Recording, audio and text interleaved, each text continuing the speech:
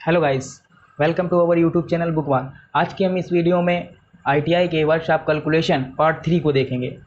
Part 2 मैंने पहले ही upload कर दिया, जिसे आप देखे जाए कि वहाँ पर भी इंपॉर्टेंट क्वेश्चन सोल्यूशन है, यहाँ पर भी इंपॉर्टेंट सोल्यूशन है और जो एग्ज़ाम के पॉइंट ऑफ व्यू से मैंने सेलेक्ट किए हैं जो प्रीवियस ईयर आपके एग्ज़ाम में आ रहे हैं।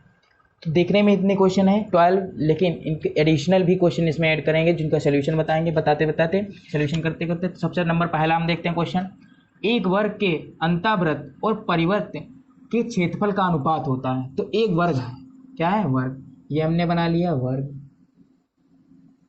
ये वर्ग। इसमें क्या है? अंतःवृत्त, तो अंतःवृत्त इसके बना देते हैं हम। और क्या है? परिवृत्त। परिवृत्त क्या होता है? ये परिवृत्त मतलब इसके बाहर बार ये टच होता हुआ। परिवृत्त क्षेत्रफल का अनुपात बताना है। तो इसमें देखो, सबसे पहले हमें भुजा त्रिज्या निकालनी होगी, क्योंकि क्षेत्रफल जो वृत्त में होता है क्या होता है? Pi r square, pi r square होता है। तो इसमें हमें त्रिज्या निकालनी है। तो त्रिज्या निकालने के लिए देखते हैं कि अच्छा वृत्त ये कौन सा एक वर्ग है। वर्ग में भुजा क्या होती है? ए बराबर होती है चारों साइडों की भुजा ए।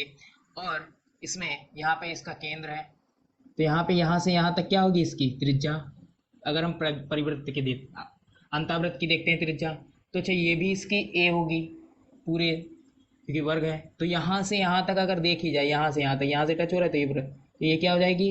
a/2 आधी हो जाएगी। यहाँ से यहाँ तक त्रिज्या क्या हो जाएगी? a/2। और ये त्रिज्या है, इसमें अगर इधर से देखो तो यहाँ पर पूरी ए है, तो ये आधी कितनी हो जाएगी? a/2, a/2। ये हमारी a/2 आ गई। किसकी त्रिज्या आ गई? यहाँ पे नाम दे दो OBC, तो क्या होगा? OB। तो इसकी OB कितने निकल के आ गई त्रिज्या? R1 जिसे कह दो, कितने निकल के आ गए? a/2, a/2। और इसमें यहाँ से यहाँ तक देखते हैं OC कितनी निकल के आ गई? तो ये लंब बटा आधार। तो अब कर्ण निकालना है, तो क्या निकालेंगे? कर्ण का फार्मूला निकाल देंगे। कर्ण का फार्मूला तो क्या होता है? कर्ण स्क्वायर बराबर लंब स्क्वायर प्लस आधार स्क्वायर। कर्ण निकालना है तो कर्ण स्क्वायर बराबर a/2 इसकी है प्लस का होल स्क्वायर, a/2 का होल स्क्वायर प्लस a/2 इसकी भी आधार भी a/2 का होल स्क्वायर। तो के स्क्वायर बराबर ए स्क्वायर प्लस 4 प्लस ए स्क्वायर प्लस 4। अब इसे के स्क्वायर बराबर, अब यहाँ पे अंडर रूट चढ़ जाएगा, इसमें वर्ग लेंगे तो कितना आएगा? 4 इसका लघुत्तम, और ये जुड़ जाएंगे ए स्क्वायर स्क्वायर कितने हुए? 2a square. अब यहाँ से 2 एकम 2, 2 दूनी 4। के स्क्वायर बराबर आया ए स्क्वायर बाई 2। अब ये स्क्वायर है, अंडर रूट में चला जाएगा, के कर्ण निकल के आएगा under root a square by 2। तो कर्ण कितना निकल के आया? A by under root 2। तो कर्ण निकल के आया ए बाई अंडर रूट। तो बाहर वाले जो परिवृत्त है उसका कितना निकल गया? ए बाई अंडर रूट। तो इसकी त्रिज्या कितनी? R2 निकल के आई, R2 निकल के आई a by under root 2, a by under root 2। अब इसमें क्षेत्रफल का अनुपात लगा लेंगे, तो इसे एरेस कर दे रहे हैं।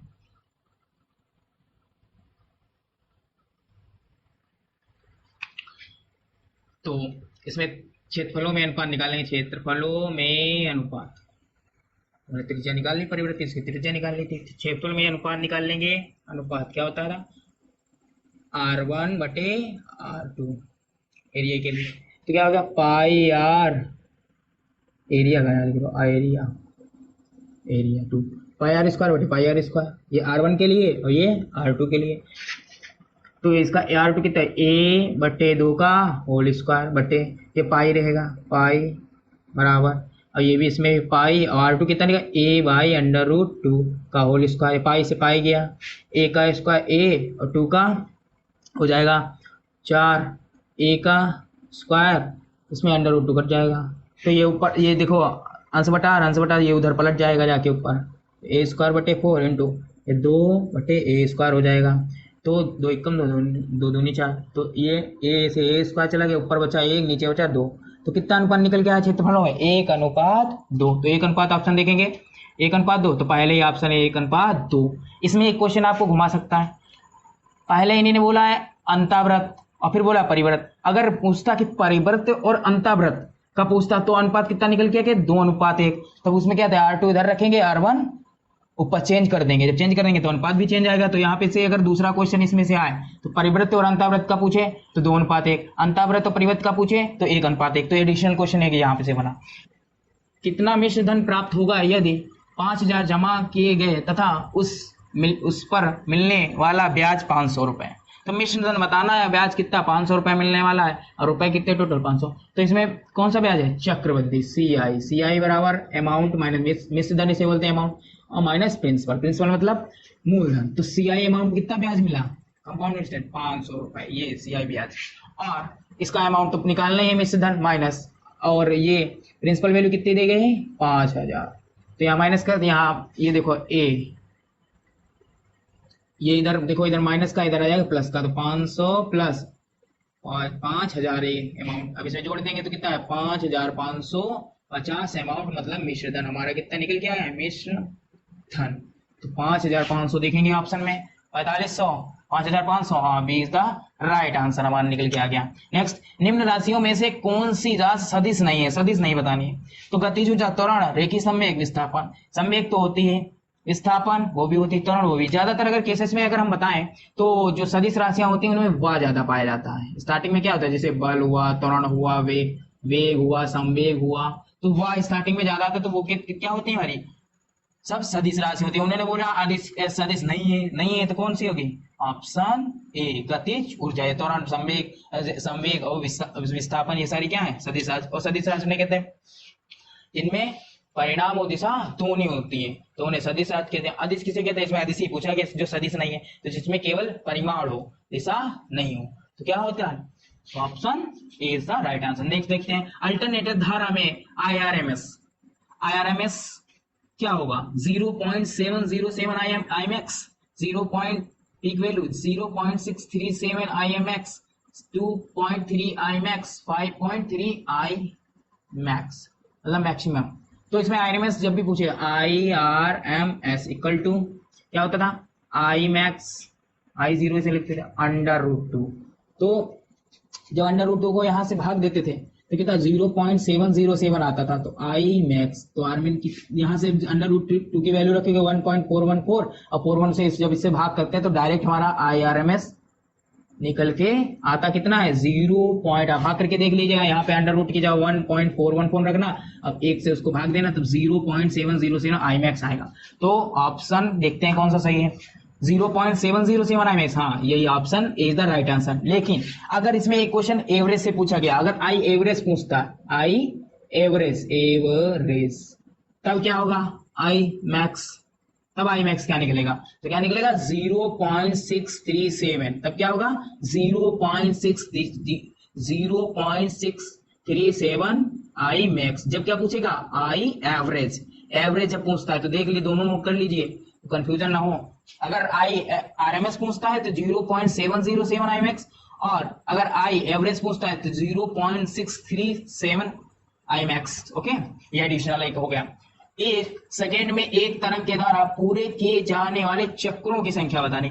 एक तरंग द्वारा चक्र किए जाने वाले एक सेकेंड में चक्रों की संख्या क्या होती है, फ्रीक्वेंसी, आवृत्ति होती है। क्या होती है, आवृत्ति होती है। तो समय आवृत्ति ये भी दोनों NOT, नन ऑफ दिस, तो कौन सी आवृत्ति, एक चक्कर में किए गए अंकों की संख्या को क्या कहते हैं, आवृत्ति। निम्नलिखित में से कौन सा घातांक का नियम है, घातांक का नियम बताना है कौन सा सही है, तो बताते हैं x,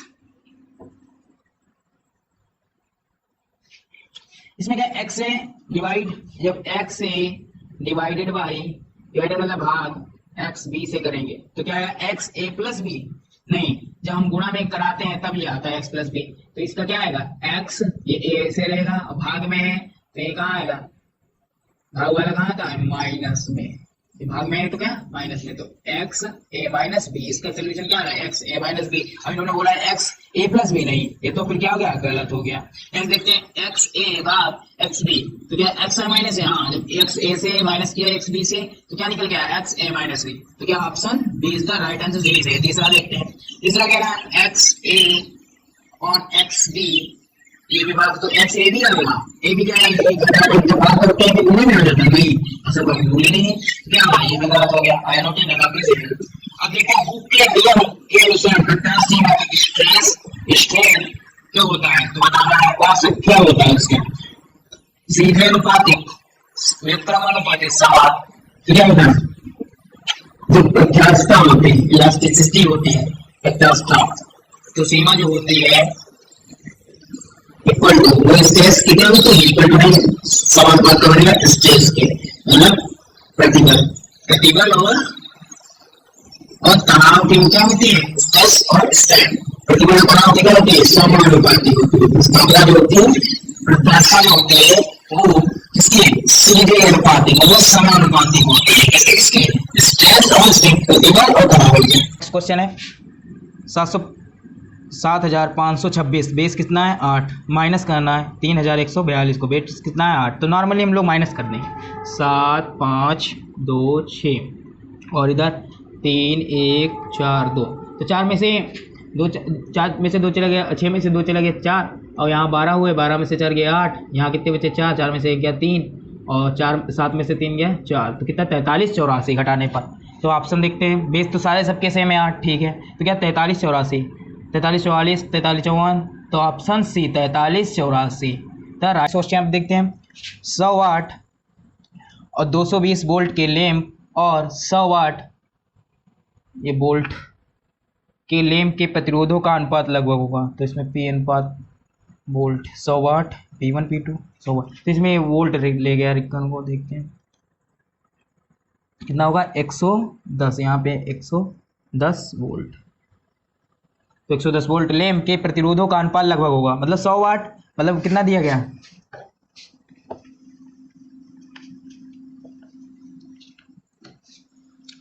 100 वाट, P बराबर कितना गया वाट के 100, P1 कितना दिया गया 100, अब वोल्ट कितना देगा 220, ये V1। और इसमें और देखते हैं नेक्स्ट क्या दिया गया है, P2 कितना दिया गया है 100 वोल्ट 100 वाट, और V2 कितना दिया गया है 110 वोल्ट। अब यहाँ से निकालते हैं, हमें किसने अनुपात चाहिए, रेजिस्टेंस में चाहिए, तो P बराबर फार्मूला क्या था, P बराबर VI होता है, तो P बराबर हमें I नहीं चाहिए, रेजिस्टेंस है, तो P बराबर VI, तो I बराबर क्या होता है V/R, I बराबर क्या V बराबर I ऐसे ओम्स ला के, तो ये P1 कितना हो गया रख दो 100 बराबर, ये कितना है V1 220 इंटू ये वोल्ट कितना है 220 बटे R निकालना है, तो यहाँ देखते हैं 0 से 0 गया, ये 0 से ये 0 गया, तो 22 और 22 का स्क्वायर कितना होता है, 22 गुणे 22 करेंगे तो कितना आएगा 484 ओम, क्यों, क्योंकि 22 का स्क्वायर जो होता है 484, ये तो निकल के आ गया प्रतिरोध, इसका R1 निकल के आ गया।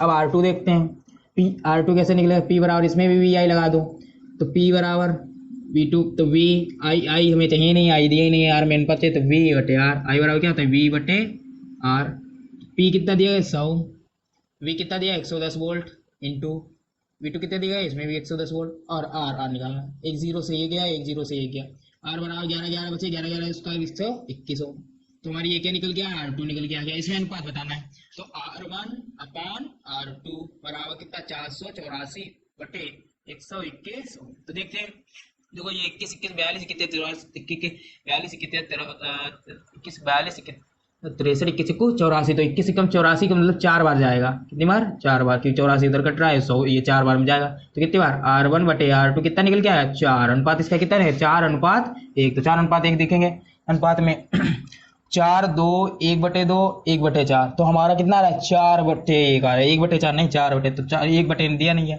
तो option is the right answer. Next question देखते हैं, नेक्स्ट क्वेश्चन कह रहा है 12 ओम के 2 रेजिस्टर समांतर क्रम में जुड़े हैं तब तथा इस संयोजन के श्रेणी क्रम में 10 ओम का रेजिस्टर जुड़ा है, इस परिपथ का कुल प्रतिरोध बताना है, तो कुल प्रतिरोध हम लोग निकालेंगे, कैसे निकालेंगे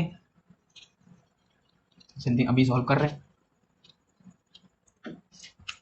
तो 12 ओम के 2 रेजिस्टर समांतर क्रम में जोड़ेंगे, 12 ओम के कितने समांतर क्रम 1/R बराबर 1/R1 प्लस 1/R2 1/R, एक बार कितने जोड़े गए 12 में 10, तो 12 प्लस 12 सेम है, अब नीचे सेम होता तो लासा लेने की जरूर नहीं, नीचे वाला ऐसे लिख दो, ऊपर जितने को जोड़ दो, तो कितने हो गए 2, तो ये एक इधर गया और 6 इधर, तो 1/R 1/6, तो क्या जाए R बराबर कितना निकल गया है 6।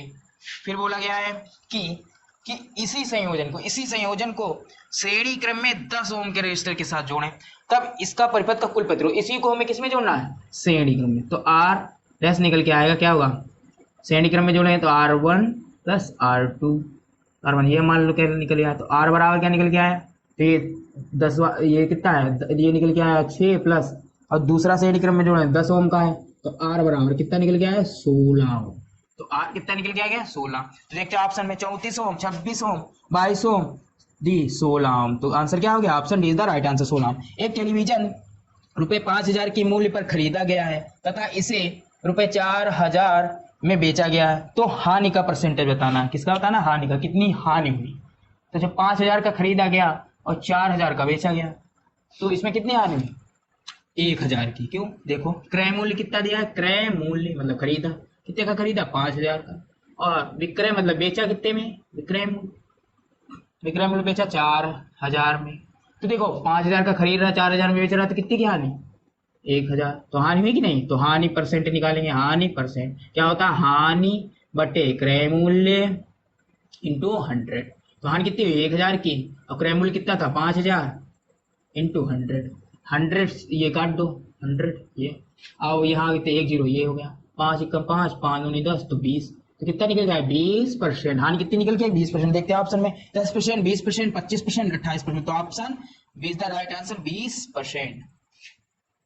नेक्स्ट क्वेश्चन देखते हैं, दाब बढ़ाने पर द्रव का क्वथनांक क्या होता है? बढ़ जाता है, घट जाता है, अपरिवर्तित रहता है, शून्य हो जाता है। जब प्रेशर किसी में लगाएंगे तो द्रव का क्वथनांक, क्वथनांक का मतलब क्या होता है? कोई वस्तु जिस ताप पर उबलना प्रारंभ करती है उसे क्या कहते हैं? क्वथनांक। तो उसका तापमान क्या, जब दाब बढ़ाएंगे तो क्वथनांक क्या होगा? बढ़ जाएगा। क्वथनांक क्या होगा? बढ़ जाएगा। तो option A is the right answer, बढ़ जाएगा। अब आपको होमवर्क में एक दे रहे हैं, जब दाब बढ़ाएंगे, दाब बढ़ाएंगे तो गलनांक क्या होगा? बढ़े तो ऑप्शन वही है, बढ़ जाता है, घट जाता है, अपरिवर्तित देता है, या शून्य हो जाता है। तो आपको ये कमेंट बॉक्स में इसका आंसर देना है कि गलनांक इसका क्या होगा। जब प्रेशर बढ़ाएंगे तो इसका गलनांक पे क्या इफेक्ट पड़ेगा, क्या होगा? बढ़ जाता है, घट जाता है, अपरिवर्तित रहता है, शून्य हो जाता है। तो आप इसका आंसर कमेंट बॉक्स में दें। अगर आपको हमारी मेहनत अच्छी लगी तो ज्यादा से ज्यादा वीडियो को लाइक करें, कमेंट करें, शेयर करें एंड सब्सक्राइब करें। Thank you for watching this video. जय हिंद, जय भारत।